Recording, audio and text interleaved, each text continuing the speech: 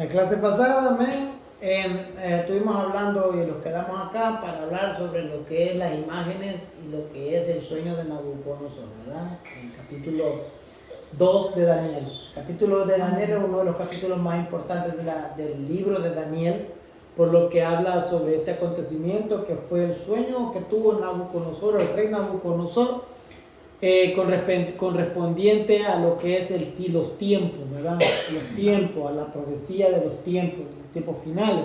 Entonces, como recordó la clase pasada, vemos nosotros que esto pasó en el capítulo 2, que fue en el inicio de la vida de Daniel, ¿verdad? Con el sueño, con la profecía que Dios sacó del anonimato a Daniel. Entonces, capítulo 2 y el capítulo 7 de Daniel son versículos o capítulos paralelos, ¿verdad? ¿Qué significa que son capítulos paralelos? Bueno, que se asemejan o que hablan casi de lo mismo, ¿verdad?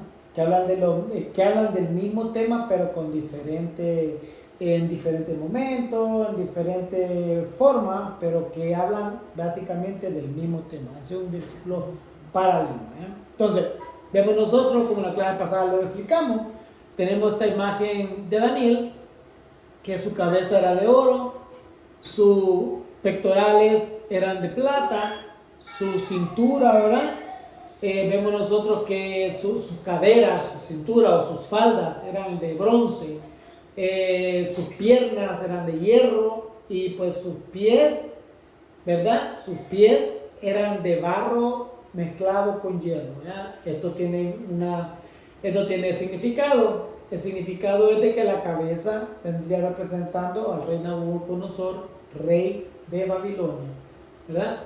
Al cual también la misma Biblia en el capítulo 7 de Daniel, si nosotros vemos, lo representa a Nabucodonosor un león con alas. Nosotros vemos nosotros al lado derecho de la imagen que estamos observando, vemos nosotros la primera imagen, dice Babilonia, representa a Nabucodonosor, que es la cabeza de oro. El libro de Daniel también lo dice. Y también representa al león. Entonces al lado dice Nabucodonosor II, 605 al 562 a.C. Ese es el tiempo de reinado de Nabucodonosor. En ese tiempo fue que él tuvo, ¿verdad?, en el reinado. Entonces, después del rey Nabucodonosor, nosotros estudiamos también aquí que Daniel le sirvió a 3 reyes, ¿verdad? Le sirvió a 3 reyes, entre ellos 2 era. Entre esos 3 reyes, ¿verdad? ¿Quién fue uno de ellos? Fue Belsasar. Belsasar fue que vencido por los medo-persas, Darío el Grande, ¿verdad? En el año 539 a.C., Darío el Grande vence a Belsasar en la misma noche en cual aquella profecía, cuando Daniel y le interpretó la escritura en la pared, ¿verdad? La escritura en la pared a Belsasar, que le dice Menel, Telqueu, Uparsin, ¿verdad? Dice, pesado ha sido en balance y te ha hallado falto. Entonces, ellos eran los medo-persas. Belsasar fue entregado a los medo-persas y eso lo representa el pectoral y los brazos, ¿verdad? En un material de plata. También este mismo imperio medo-persa es representado por este oso, ¿verdad? Este oso no se ve muy bien en la imagen, pero este oso tiene 3 chuletas o 3 costillas en la boca, ¿verdad? 3 costillas en la boca que vienen representando 3 reyes a los cuales vencieron, ¿verdad?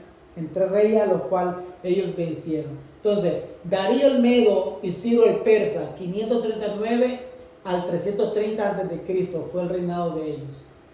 Después vemos nosotros a Grecia, ¿verdad?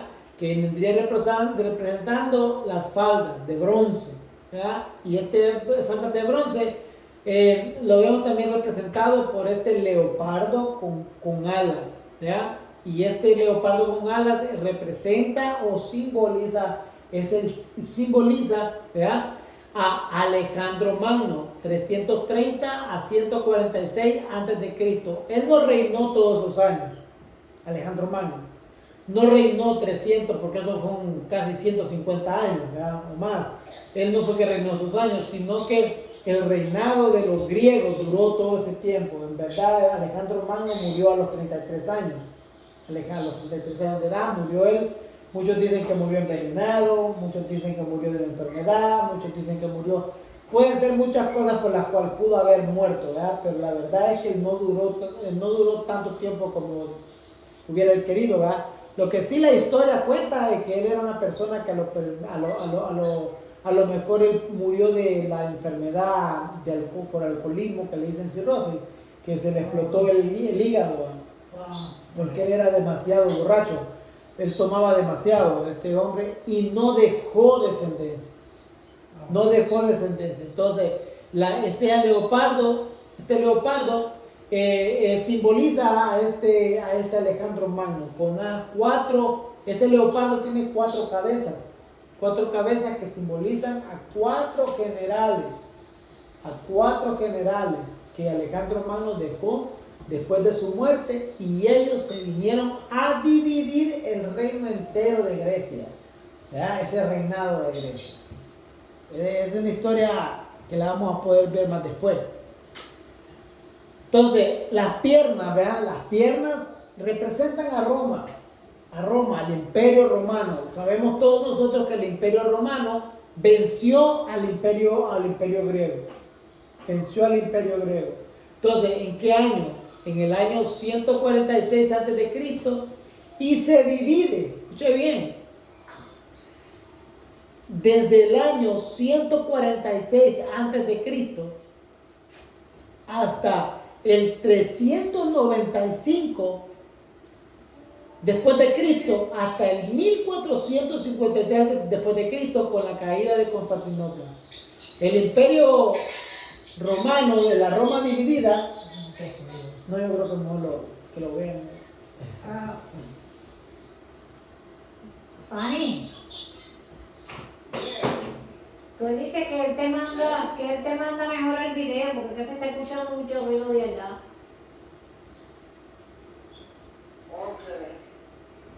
¿Ok? Está bien, después lo pasa el video. Ok, mi amor, él lo envía.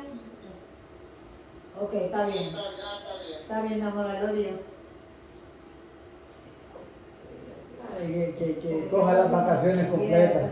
Sí. Coja las vacaciones completas, que esté, ¿verdad?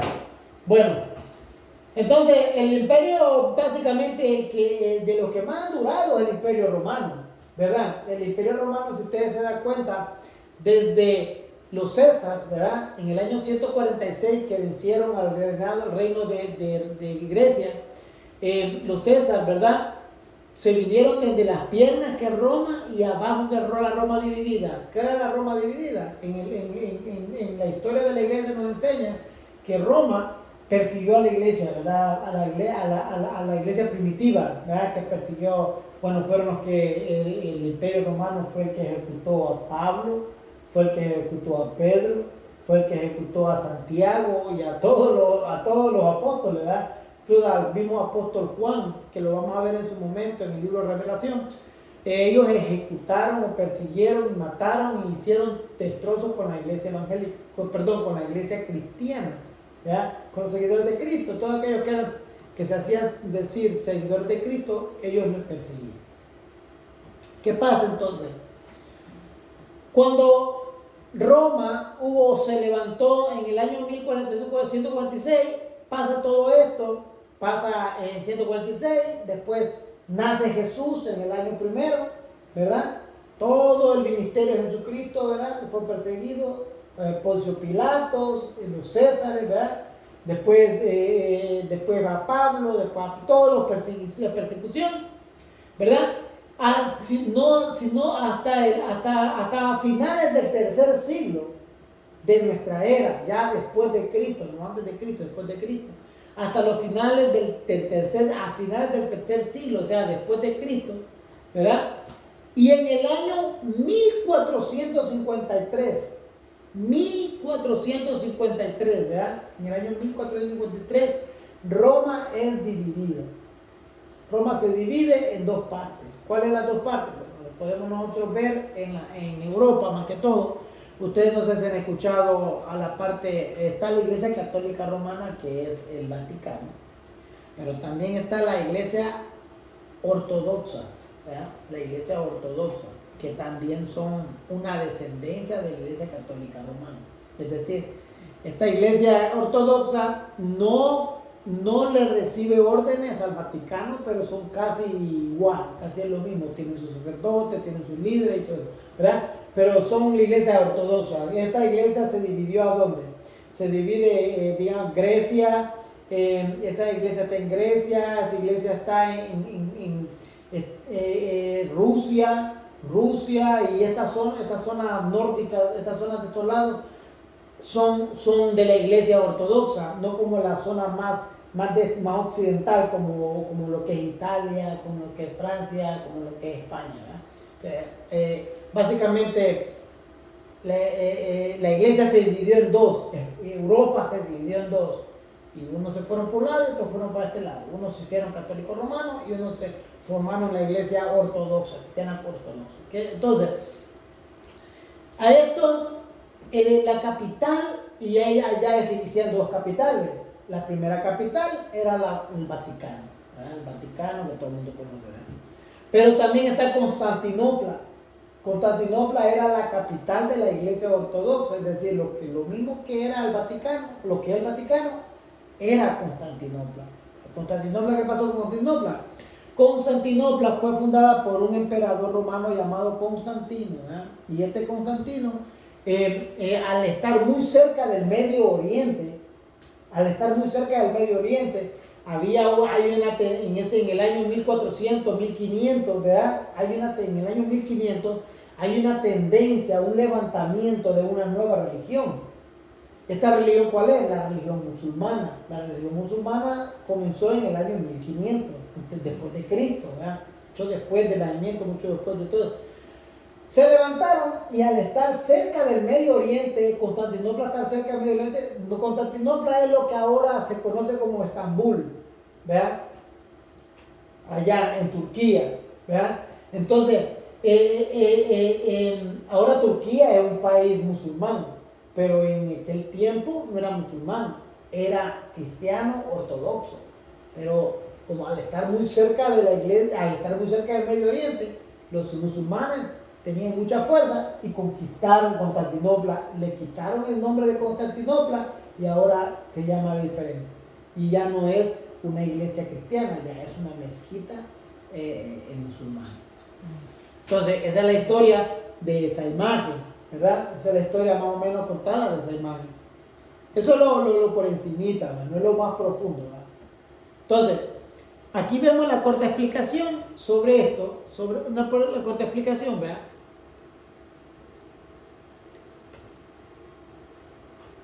Aquí vemos la corta explicación. Daniel, en el capítulo 2, versos 37 y 38, le dice: tú, oh rey, eres rey de reyes, porque Dios del cielo te ha dado reino, poder y fuerza y majestad, y donde quiera que habitan hijos de hombres, bestias del campo y aves del cielo, Él los ha entregado en tu mano y te ha dado el dominio sobre todo. Tú eres aquella cabeza de oro. Esa es la interpretación que le da Daniel a este man. Daniel capítulo 7 y 4, ven que le digo que el capítulo 2 y el capítulo 7 son versículos paralelos. ¿Por qué? Porque hablan de un diferente lenguaje, pero la misma interpretación. En Daniel capítulo 7, verso 4 dice: la primera era como león. Como león, tenía alas de águila, y yo estaba mirando hasta que sus alas fueron arrancadas y fue levantada del suelo y se puso en su diestra sobre los pies de manera de hombre, y le fue dado un corazón de hombre. Esto nosotros nos recuerda a Nabucodonosor, ¿verdad? A Nabucodonosor, también en la forma aquella Nabucodonosor que Dios humilla a Nabucodonosor y lo convierte en un animal, ¿verdad? Pero también representa a león como un rey. Dice: la cabeza de oro que corresponde al león con alas. La historia de Nabucodonosor, narra la Biblia, es conocida por todos nosotros, desde su toma de posesión en su reinado y la humillación que tuvo que pasar, convirtiéndose y asemejándose a una bestia del campo. hasta su humillación y reconocimiento de quién es el poder y la gloria. Mas, sin embargo, en su reino hubieron muchos avances en la historia, entre ellos los canales de agua traídos de muy lejos para regar los jardines de su palacio. Hay una historia bien famosa en la antigüedad sobre los jardines colgantes de Babilonia.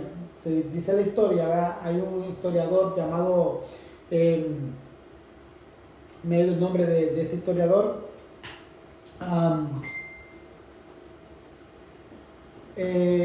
se me ha ido el nombre de este historiador, pero este historiador de la antigüedad, ¿va? Donde él narra los jardines colgantes de Babilonia. Dice que Nabucodonosor tenía unos jardines envidiables por todo el mundo en medio del desierto. ¿Cómo él hacía para regar los jardines colgantes de Babilonia? Porque él tenía ciudades en las alturas y esos jardines él los regaba, pero esa agua él mandó a hacer unos canales que transportaban el agua desde el Mar Rojo por el medio del desierto. Llevaba hasta por medio del desierto y lo llevaba hasta su palacio para quedar bien con su esposa, porque él tenía una esposa a la cual él la amaba mucho y quería darle un regalo y darle esos jardines. Bueno, es lo que dice la historia, ¿verdad? Entonces, por eso los jardines colgantes de Babilonia son muy famosos. Hubieron muchos avances en la historia de los canales traídos desde lejos para regar los jardines de su palacio. La enorme expansión de tierra que pudo conquistar, siendo uno de los emperadores más temidos de la historia antigua. El relato de Daniel 7 es de cómo él llegó al poder, pues por Dios el acto de quitarle las alas del león simboliza cuando Dios hizo que se humillara, se quitase las alas, es decir, quitándole el reinado, quitándole todo su poder. Bueno, toda la historia la conocemos. Nabucodonosor, Dios por su soberbia, lo humilló. Entonces, esas alas que le aparecen aquí en capítulo 7, simbolizando este león, Dios se las quita y lo convierte en ¿qué? En un animal. Hasta que él reconoce, ¿verdad?, de quién era verdaderamente el poder. Entonces, veamos otro, el pectoral. Aquí muy interesante, en el pectoral, Daniel le dice, y después de ti se levantará otro reino inferior al tuyo. Es decir, hay el primero cabeza de oro. ¿Y cuál es el segundo material más preciado? La plata. Es inferior al reinado de Nabucodonosor. Dice Daniel capítulo 7, versículo 5, en paralelo al capítulo 2. Dice, he aquí otra segunda bestia semejante a un oso, la cual se alzaba de un costado más que del otro, y tenía en su boca 3 costillas entre los dientes, y le fue dicho, así levántate, devora mucha carne. Es el imperio medo y persa. Son los medos y los persas, eran 2 naciones unidas, ¿ya? Porque los medos conquistaron a los persas. Los medos conquistaron a los persas, pero ellos eran casi que eran primos. Entonces uno le sirvió al otro, entonces se quedó como medo y persa. 2 reinos se unieron en uno solo para hacerse poderosos, ¿verdad? Y así vencer a Nabucodonosor en aquella guerra, ¿ya?, que aparece en el libro de Daniel. En aquel libro de Daniel donde dice de que Belsasar pues fue vencido esa misma noche que Dios le reveló a Daniel la escritura en la pared. Entonces, pero se conoce porque este reinado era demasiado poderoso y devoraba, y era demasiado como un oso, con la fuerza de un oso, ¿verdad? Entonces, por eso se simboliza con un oso. Y dice, el imperio medo persa, el oso alzado de un lado con 3 costillas en la boca, tiene un significado, no es que lo quisieron dibujar así como una costilla, ¿no? Dice el imperio medo y de imperio medo o media, fue un imperio asiático de la antigüedad que correspondía a la región poblada por los medos entre el mar Caspio y los ríos de Mesopotamia. Luego fue conquistado y anexo por Persia. Por eso se llama Medo-Persa. Por Persia, por el Ciro el Grande, el mismo que derrotó a Belsasar, el rey de Babilonia. Si nosotros vamos a la historia, ¿verdad?, eso lo dice la Biblia. Pero si nosotros vamos a la historia nos va a relatar la misma historia que nos cuenta la Biblia. Es como nosotros comprobamos de que la Biblia que nosotros leemos es la Biblia verdadera. Dice, y extendió su dominio por la meseta central de Irán y gran parte de Mesopotamia. Sus conquistas se extendieron sobre Media, Libia, Babilonia, desde el mar Mediterráneo hasta la cordillera del Hindu Kush, con lo que creó el mayor imperio conocido hasta ese momento. Este duró más de 200 años hasta su conquista final por Alejandro Magno. Miren qué interesante. Para nosotros entender profecía, tenemos que entender historia. ¿Verdad? ¿Por qué? Porque la profecía, ¿qué es? La profecía bíblica, ¿verdad? Bíblica, la profecía bíblica. No la profecía de que se levanta un profeta por ahí y comienza a hablar, ¿verdad? Eso es diferente. La profecía bíblica, ¿qué es la profecía bíblica? La profecía bíblica es una historia contada con anticipación. ¿A qué se refiere uno? De que le están contando algo que va a acontecer, ¿verdad? Entonces, Daniel, él habló de estos acontecimientos mucho tiempo antes de que acontecieran. Entonces, hasta que llegó Alejandro Magno en el año 332. Ok. Dice, el imperio medo-persa. Mire, lo que estábamos hablando. Ciro el Grande respetaba las costumbres y religiones de la tierra que conquistaban. O sea, no llegaban como Nabucodonosor, que Nabucodonosor llegó y conquistó Jerusalén y les comenzó a enseñar todas las artes y de todo de Babilonia, para que ellos aprendieran la brujería y los dioses y todo. No, Ciro era diferente. Ciro era diferente, que él conquistaba una nación y los dejaba a ellos seguir practicando sus prácticas, sus cosas. Pero tenían que pagarle a él un dote, tenían que pagarle a él un impuesto. Pero ellos podían seguir siendo su rey, podían seguir siendo lo que ellos quisieran, siempre y cuando le pasaran su tax, como dicen. Ok, de administración centralizada, y se estableció en un gobierno que funcionó en beneficio y provecho de sus súbditos. La administración del imperio a través de sátrapas, el principio vital, forma parte del gobierno de Pasagrades. Fueron obras de Ciro.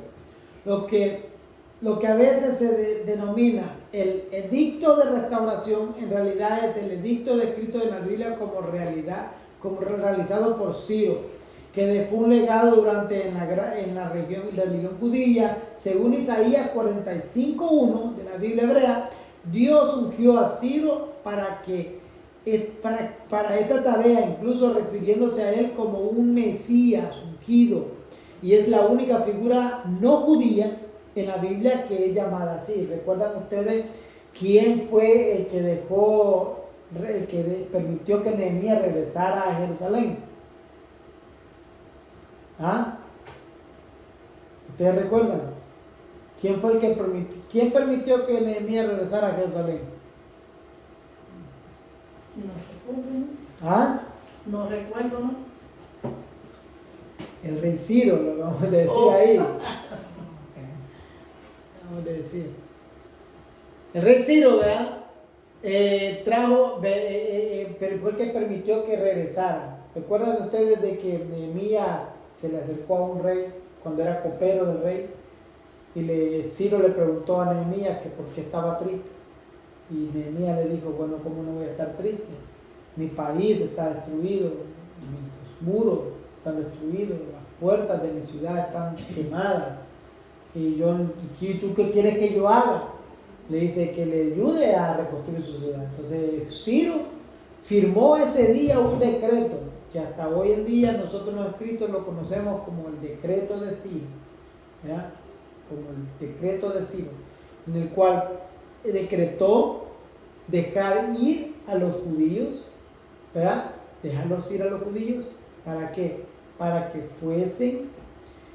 fuesen a reconstruir Jerusalén. A eso se le llama el decreto de Ciro, o el decreto de Artajerjes el Grande, que es el mismo reinado. Según el Isaías 4, Y si así dice Jehová a su ungido, a Ciro, el cual tomé yo por su mano derecha, para sujetar naciones delante de él y desatar lomos de reyes, para abrir delante de él puertas, y las puertas no se cerrarán. Yo iré delante de ti y enderezaré los lugares torcidos, quebrantaré puertas de bronce y cerrojos de hierro haré pedazos. Esa fue una profecía de Isaías. Isaías profetizó eso. ¿A quién? Al rey Ciro. Para que usted vea, Isaías profetizó también durante el cautiverio de Israel. Hubieron muchos profetas que hablaron durante el cautiverio, ¿verdad? Ustedes se han puesto a preguntar, se han preguntado a ustedes, ¿qué profetas fueron los que, valga la redundancia, profetizaron durante el cautiverio de Jerusalén, de Israel, en Babilonia por los 70 años? ¿Se han preguntado a ustedes eso? ¿Verdad? Entre ellos estaba Isaías, ¿verdad? Estaba Isaías, estaba Ezequiel, Daniel. Ellos profetizaron durante el cautiverio, no Jeremías. Jeremías profetizó 70 años antes de ese problema. Ok. Siria y Judea. Dice, la religión de Siria y Judea, que forma parte del imperio neobabilónico, fue subrayada pacíficamente. Ciro permitió, miren bien lo que dice aquí, Ciro permitió el regreso a Jerusalén de las comunidades judías portadas a Babilonia. Esdras. Según datos arqueológicos, también regresaron grupos de arameos deportados a la tierra de origen de Siria. Las ciudades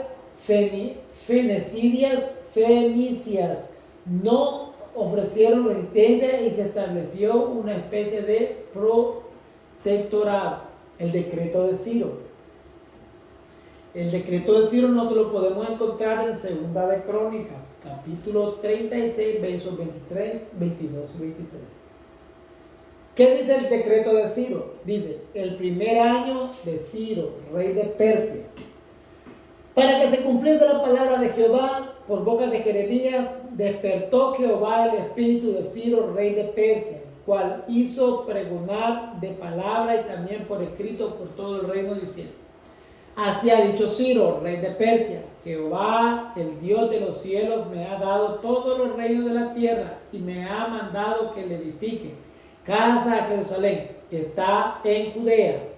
Quien haya entre vosotros de su pueblo, sea Dios con él, y suba a Jerusalén, que está en Judá, y edifique casa a Jehová, Dios de Israel. Él es el Dios, lo cual está en Jerusalén. Entonces, ¿de qué estamos hablando nosotros? Estamos hablando sobre la liberación de Israel, la liberación de Israel en el tiempo del cautiverio. Ya para este momento, ya pasaron 70 años. Para en el tiempo de cuando Ciro el persa entra en el poder después de Balsasar, ¿vean? ¿En qué año dijo que era? En el segundo año de Ciro. En el primer año de Ciro, mire, interesante esto, ¿eh? Esto es como para la historia. Uy, ¿qué pasó aquí? Esto es como para la historia, ¿no?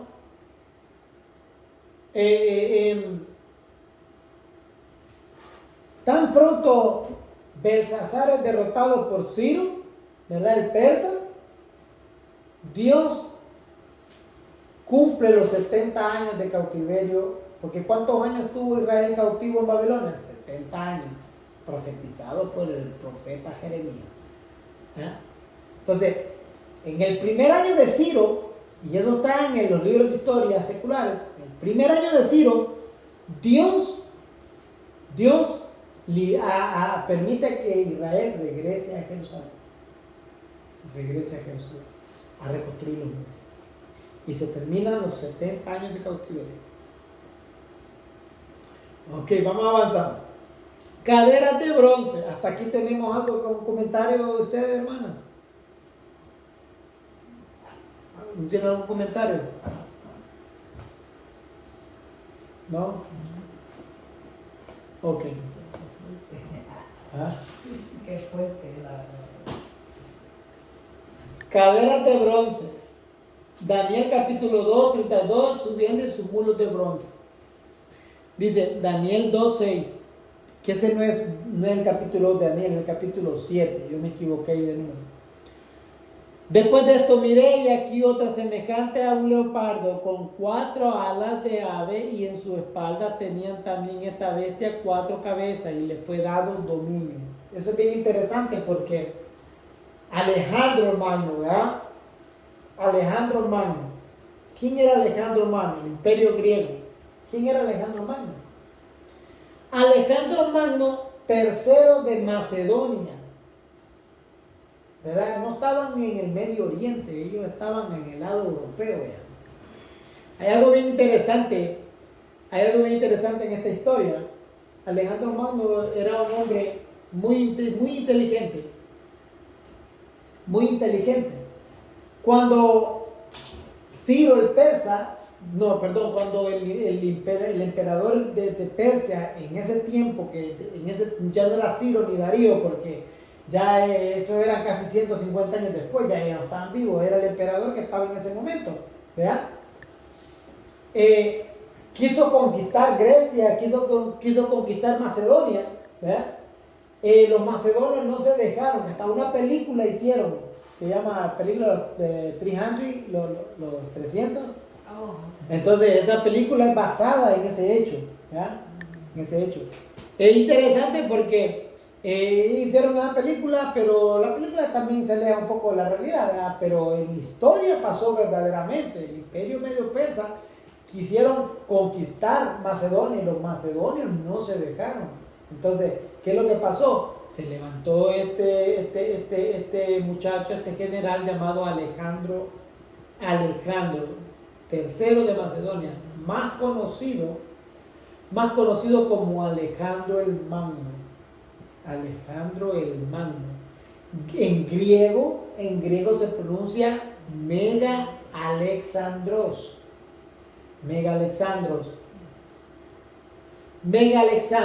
Alejandro, o en el español o en el castellano simple, Alejandro el Grande.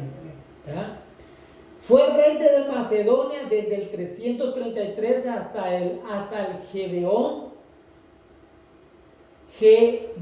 Hegemón de Grecia, faraón de Quito. Mire cuántos títulos tenía. Mire, este muchacho, y él lo que tenía eran 30 años, porque él murió de 33 años. 30 años. Fue Gedeón de Grecia. El Gedeón de Grecia es como, digamos, el emperador de Grecia, ¿no? Pero emperador solo se le llamaba al emperador romano. A los de Roma les decían emperador. A los de Grecia les decían hegemón. ¿Verdad? Al faraón era el rey de Egipto. Todos los imperios tenían su nombre para llamar al superior de ellos. Nosotros le decimos rey o le decimos emperador a todo el mundo, pero no es así. En Grecia era Genemón, ¿verdad? En Grecia. En Egipto se le llama faraón. Y el gran rey de Media y de Persia, y Media y Persia era el rey de Media y Persia, hasta la fecha de su muerte, hijo del sucesor de Olimpia de Espiro y Filipo II de Macedonia. Filipo II fue el fundador de la que más tarde conoceríamos nosotros la Biblia, llamado Filipenses. Su padre le preparó para reinar proporcionadamente, experimentar y militar encomendado a Aristóteles. Su formación intelectual. Mire, Aristóteles es una persona conocida en la historia, ¿verdad? Aristóteles era un pensador, una persona muy inteligente. Él adiestró a Alejandro. Entonces, su formación intelectual, su ascenso al trono no fue fácil. Su padre el exilio, junto a su madre por considerarlo un hijo adúltero. Su madre se exilió en Espiro y los amistades de Alejandro también fueron exiliados por una posible conspiración. Filipo muere asesinado y Alejandro hace el poder eliminando adversarios que pudieran reclamar el trono. Mire qué tremendo, un muchacho muchacho joven, el papá vio que él era un joven demasiado despierto. Sí. Porque dice la historia, ¿verdad? Que Alejandro una vez se le acercó al papá, a Filipo II, y le dijo, papá, le dijo, tú tienes que parar de hacer lo que estás haciendo, porque el papá era un conquistador, él conquistaba y conquistaba y conquistaba, ¿verdad? Le dijo, si tú sigues conquistando como estás conquistando, tú no vas a dejar nada para mí, para yo conquistar. ¿Verdad? El papá dijo, no, espérame, este como que quiere, ¿verdad? Uno le da la mano y quiere agarrarse el codo. No quiere que le dejen algo. Claro, entonces, ¿qué pasa? Lo exilió junto a la mamá, lo exilió. Pero en el exilio, durante el exilio, el Filipo fue asesinado. Dicen que fue asesinado en medio de una plaza, ¿verdad? Por los mismos allegados de él. Entonces Alejandro, el hijo de él, el hijo legítimo de él, llegó a reclamar el trono y asesinó a aquellos que habían asesinado a Filipo y que querían camino coger el trono. ¿Ya? Entonces, vamos a dejarlo ahí, vamos a ir al break. Si quiere prenda la luz, hay cafecito ahí para que nos quite el sueño. ¿Ya? Prenda la luz si quiere, hay un cafecito ahí.